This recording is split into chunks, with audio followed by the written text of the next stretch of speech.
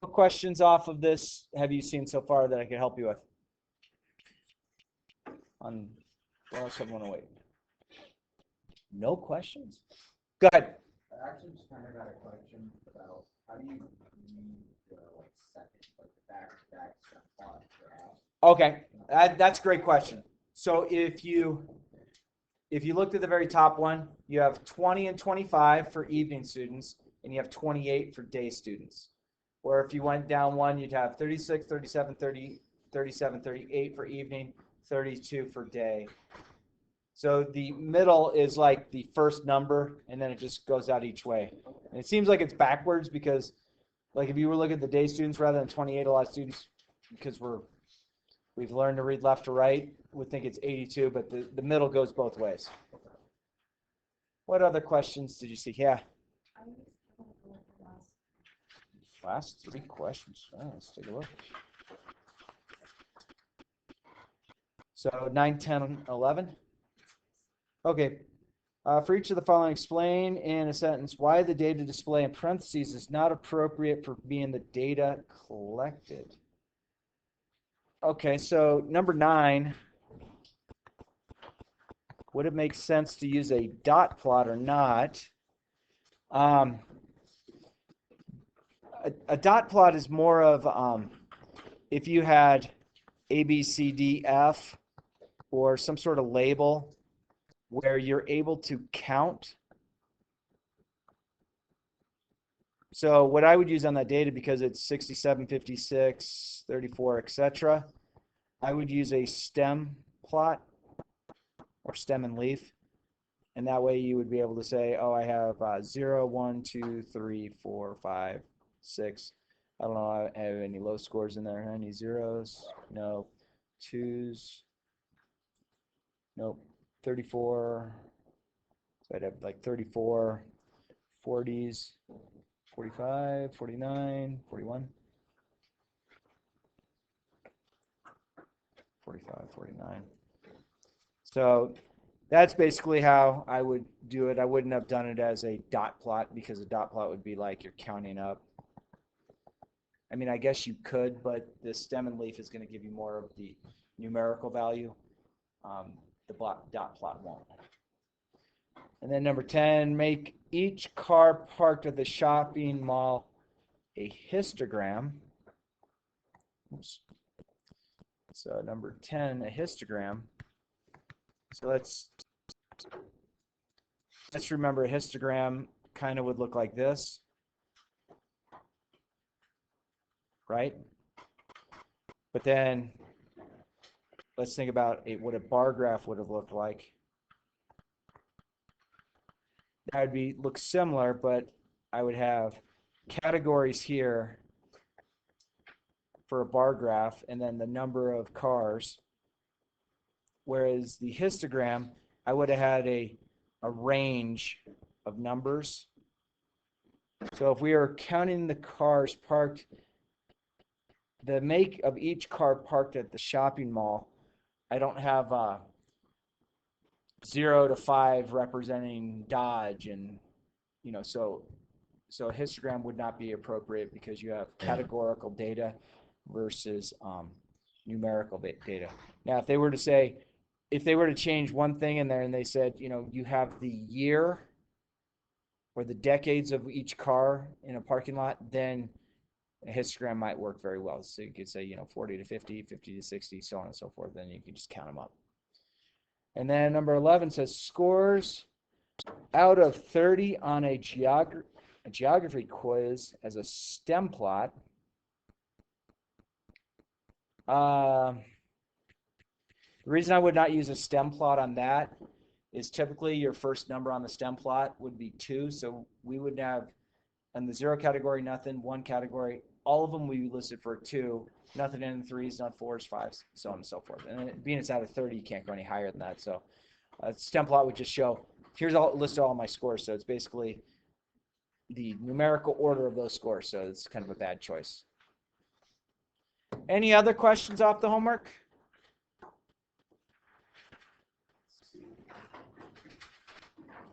Dave made it.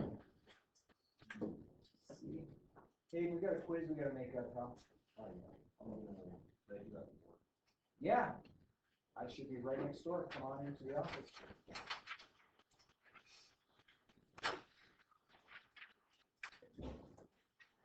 All right.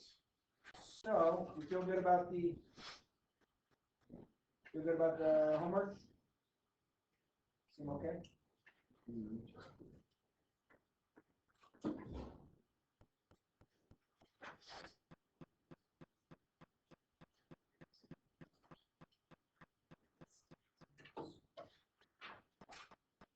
Okay, let's go to our notes. Looks like we will be doing 1-6, and 1-6 might be something you've seen quite a bit. Our goal for this week, it looks like on Thursday we'll do a quiz up through 1-8. Again, I think you are welcome to use a note card, and I'll get you one of those probably on Wednesday. We'll get you a new one.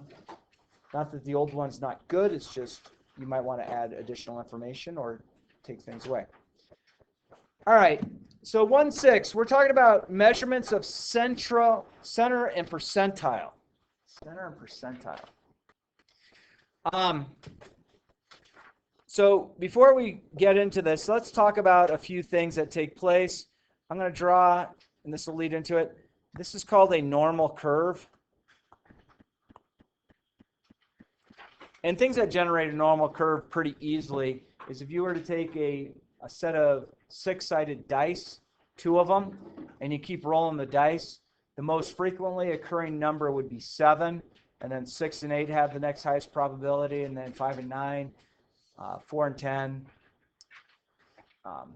3 and 11, and 2 and 12 happen at that. That's the easiest way to do it. But normal curves happen all the time with, especially like SATs, ACTs, ASVAB scores, different things. Just if you're ever to collect data from a certain situation, things that you could find from your data, a lot of times you can find the average, which is called the mean. Okay? And on this, the average is known as X bar, is usually the very center of it. If it's a good normal curve, the average and the median happen to be the same, and the median is the middle data. Okay? So if you had a list of data in order, if you wanted to find the median, it would be the middle. If you wanted to find the average, you would add up all of the numbers you have, divide by the total number of averages. That would find you the average, which is called the mean, which we refer to the mean in statistics as X bar, or an X with a bar on top of it. The nice thing about statistics is the X bar stays that way. In other math classes, sometimes they have a certain letter or something in a certain way, and then it means something else 3 chapters later, which is just cruel. Okay, so let's talk about the mean. Okay, the mean, again, is the average.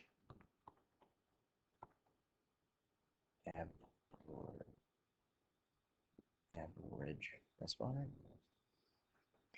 And these go the same way. It's denoted by using X bar, like we said. But they have a definition, and sometimes definitions are scary. So let's just talk about what this means. This is the Greek letter sigma. In math, it means summation. And you're like, it's not helping much. This just means add up all data. That's all it means. This would be our scores or our data. And this is the number. That means number here in math. I know y'all know this hashtag. Number of terms. Okay, so if I were to say I gave you a quiz, and I grade the quiz, and I made the quiz, I don't know, let's just pick an arbitrary value, say it's out of 50. And I find that if I add up what you got on the quiz and divide by the total number of people, that is the average score. So it's just an indicator of this is where information falls. It's our average of it. Are there sometimes there's a class where you have like a class average of 40 out of 100, and you have that one kid that got a 99.2 out of 100? There's really got one,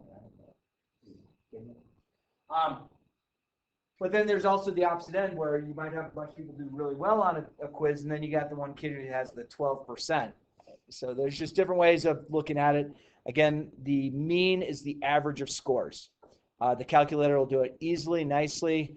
It'll actually work nicely on in that same stat mode where you plug data in. There's a place to do, it's called one variable statistics, and it will find you the average and a lot of other information as well. Let's see. The mean is also called the expected value.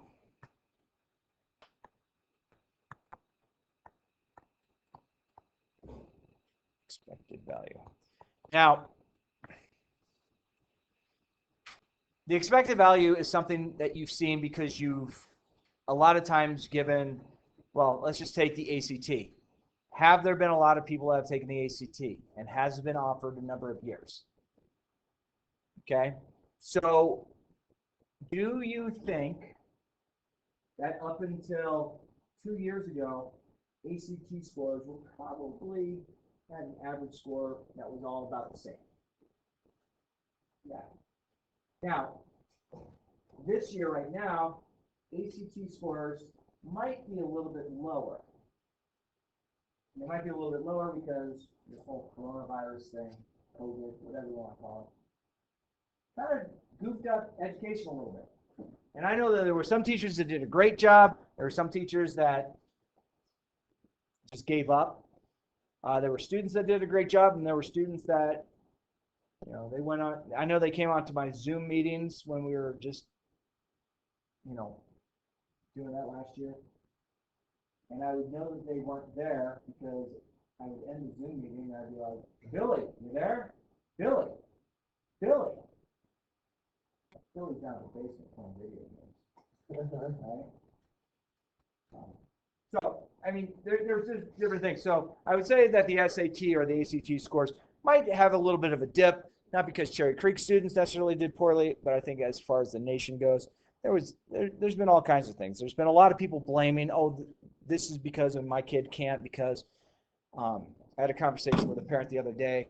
My very first Algebra 1 quiz, I had kids scoring as low as a 7 out of 35. Algebra 1. The hardest question on the test was this.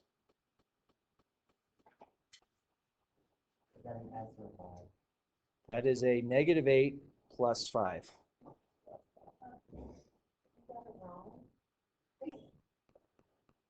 And parents are like, oh, it's due to coronavirus. I'm like, well, you learned about positive and negative numbers probably in 3rd or 4th grade. So what happened to those 4 or 5 years in between there? Oh, they just never had a good teacher.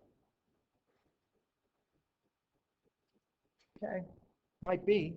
Unfortunately, I expect you to know how to do that, at least on your fingers and toes, or at least be able to plug it into a calculator.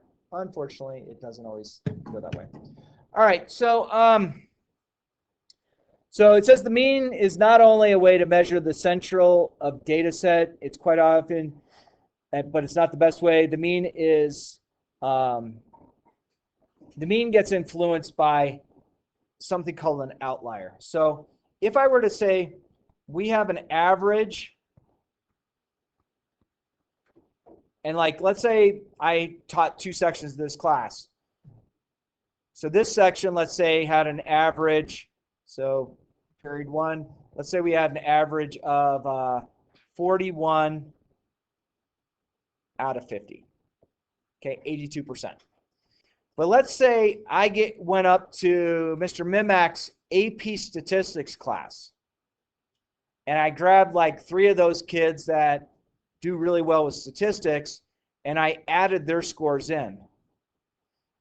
All of a sudden, that AP stats student, not because they were any better, it's just they sometimes might have a better processing, better test taking skills. And again, these are all snapshots of people. But let's say I had that kind of situation, that these kids would bring up the average. Okay? And there's a lot of times I see this in CP Algebra 1. Okay, and I know I refer back to it, I've taught it for many years. A lot of times the kids that are in CP Algebra 1, you have kids that are barely hanging on that are taking it, and then you have kids that, let's face it, sometimes as a freshman, you might not like somebody, right? Man, I hope my students like me. Every now and then I have a student say, I hate you. That's like, okay. I'll tell myself to say later. But I've had a lot of students over my years who didn't like a particular teacher, and so they wouldn't allow a period change or a teacher change at that same level. So they have chosen to go from accelerated down to CP because that was the only way that they could get out of a teacher they didn't like. Okay, and this is a real scenario. Now, it's not every kid, and it's not every teacher, but it's definitely things I've had. I've had teachers in my career where I basically looked at them going, why are you a teacher? Like, oh, I love what I do. Are you sure? We had a teacher when I was at Chaparral, and I pointed out to our principal, he had good BC calculus scores. I got some of the best BC calculus scores in the state. Well, his class would start with like 38 students in it, and he'd get down to 12. He chased away the kids that should have been in there taking the class. And I finally had to point out to the principal saying, quit acting like the BC Calc teacher's doing a great job. He's chasing 2/3 of his kids away, and he gets down to these little tiny classes where I get to sit around the table and teach it. And I was like, the principal looked at me and said, hey, look back at previous stuff. This was 20 kids here, 25 here, 38 here. I was like, yeah, that's not an effective teacher. An effective teacher that chases kids out of a class so the teacher's test scores can look good does not constitute a good teacher. Excuse me, coming on. Okay? When I first started teaching International Baccalaureate, which is the IB program, I taught the math studies, which we went up to Calc 1 for a semester of calculus. And my very first year, I had, between two class periods, about 45 kids. And I was told by my department chair, not at this school, but at a school many years ago, back in Indiana, said, if you want to drop that number down, keep your scores up. I didn't. Now, I worked pretty hard with it. I mean, I coached soccer, and every Saturday we had an away soccer game, and the boys' soccer game used to start in the afternoon. So every Saturday, I would tell all my students, hey, if you want to come in for a study session from 8 o'clock to 11 o'clock, I'll be in my classroom, and I have an external door in my classroom, so you have a prop open in case you get help. My scores my first year were the exact same as my department coordinator scores who taught the class many years earlier who used to chase kids out. The next year, I started finding out there's this teacher who isn't chasing kids out, who wants to try and do the best he can, teach the kids, offers these great opportunities. So then I went from, one number up to like 93 kids. And I told them again, hey, you want what this number do? I was a fluke last year. I lost one student because they moved. So and my scores were higher than that particular teacher who was chasing kids out. So a lot of times, the mean is something that can be influenced, and unfortunately, a lot of people look at the mean and say, oh, look, we had a higher average this year versus last year. We're doing better. It's not a good way to look at it. It's a way of saying, this gives me a little an idea. With further investigation, I'd like to see what our data is doing. So the mean, again, is something just to, happy to tell you all what the mean would be on the test, that we took last week. Pretty easy to do. If I have students that haven't taken the test, that's actually drawn the mean down because right now there's a 0 in place, even though that the student or students know the material better than that. So a 0 is an outlier if someone hadn't taken it, so it's bringing the mean down. So what you want to do is you want to make sure that you don't have any outliers. Outliers are things that are like way crazy distance away from our information. And again, you know, you all know that we are in these PLC groups, right? Professional learning communities, which are basically I get to meet with Mr. Anderson and Ms. Quayle for this class, and then my other one is for CP Algebra 1, which I get to meet with, you know, a lot of other teachers. And there's times that we as a PLC would say, let's take a look at a test and how would we grade it or give points to problems. So there's some people, there was a teacher that was here a few years ago. He used to give like quarter points on problems, and then he's just adding up a bunch of fractions at the end. And it did, you know, he might have had a good average, but let's say he would have a test that would be worth 20.25 points, and I would have the exact same thing, and I'd call it at 30 points. Well, if you look at just the averages between the two, this teacher would have a lower average for the one reason only of that person's test wasn't worth as much. But it didn't mean this person wasn't a good teacher. It just meant, you know, take a look at the average. So a lot of times the average, it's good. It gives you an idea of where information's at, and we'll go from there. Now, if I don't want to have, you know, a pull in any direction, I would like to look at the median. Okay, the median is the middle of our data. Okay, so trying to think of locations. Have you ever driven someplace, and I know we have some areas around here that might be like that, where you're just seeing a traditional type of house, and then all of a sudden in that neighborhood, you got one that's got fountains and a pool and a water slide coming off the third floor. So you got like these houses like, that house is 600,000, 600,000, 600,000, 600,000. Then you get to that one house that's like 2.9 million. And it's kind of out of place. Not that there's anything wrong with that house, but if you were to take those particular neighborhoods, that $2.9 million house where all the other houses are in the $600,000 range, that 2.9 million is going to pull the average price up for that area. But if we looked at our median, that's going to give us a better idea of what the central value of our data is. So we're kind of looking at what the middle value is. The median can be the same number as the average or the mean, but it doesn't have to be. Sometimes the data is going to pull it one way or the other if we have those outliers. I saw when I was teaching in Vegas, being that Vegas had 0 building code ordinances unless you were on the strip, and then they just paid off the people to make sure they could build what they wanted. There was several times in Vegas, you would drive through a neighborhood, which would be a traditional neighborhood, and then you come to a plot of land in the middle of the neighborhood that had like a camper sitting on it. And they're like, well, what's that? Well, my guys lived there forever, and the land around him got sold to a developer, and the person decided. We've all maybe seen the silly picture of you have these big tall buildings all around, you know, Grandma Edna's house who didn't want to move.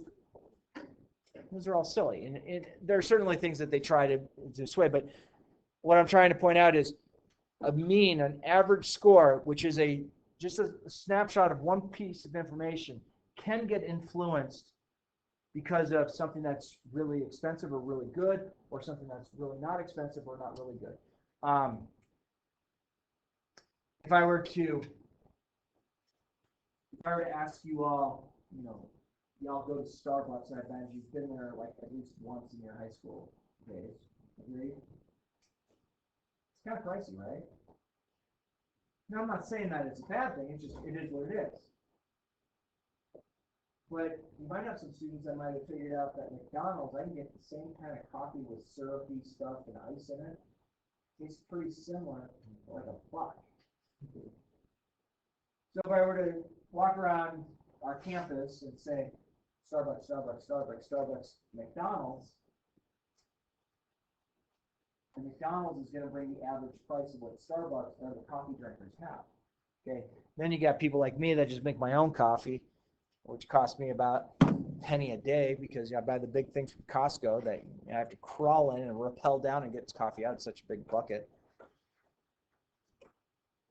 But I just want to talk, the mean, average, the median, the middle. Okay, so if I just did something simple, let's say I had 1, 1, 2, 5, 8.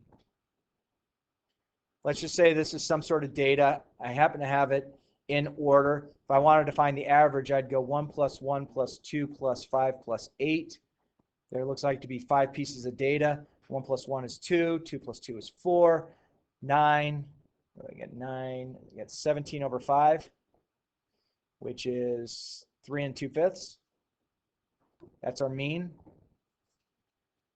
But our median is the middle piece of our data. So the median is 2. So the 1 and the 1 and 2 are kind of low. The 5 is kind of, it's just there. The 8's pulling the average more to the right than the median would do. So again, sometimes, the more information you have allows you to make a better decision. So if you look at a mean and then you look at a median, in our case, our mean is 3 2/5. Our median is 2. The mean is being tugged to the right by something that's too large of a value to influence it. If I were to even change this, let's change this score right here to 80. So that's 7, 8, 9. So that'd be 89 over 5. 89 over 5, that goes in there once. 17 point something. So if I had 80 plugged in there, our average, our mean, is really getting tugged to the right versus our median, our central amount of data, which says half our data is below it, half is above it, is 2. So this is an outlier that really impacts our median. So again, it's just information that you want to take a look at, and we'll go from there. Am I doing my good on time? What time are we out here? 12? Okay. They often call the median, bless you, they often call the median the 50th percentile.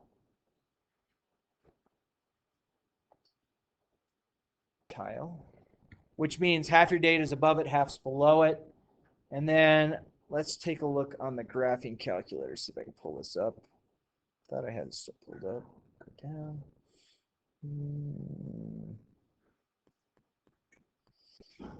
All right, so let's go y equals. I'm going to clear both of those out because I don't want that in there. Let's see, stat, edit. I think I plugged data in. I did have data originally in there. This was from last week, I believe. If I wanted to find the mean of this quickly, if you go back on your calculator and you hit stat, and you move over to calculate, and you do the one variable statistics of list 1,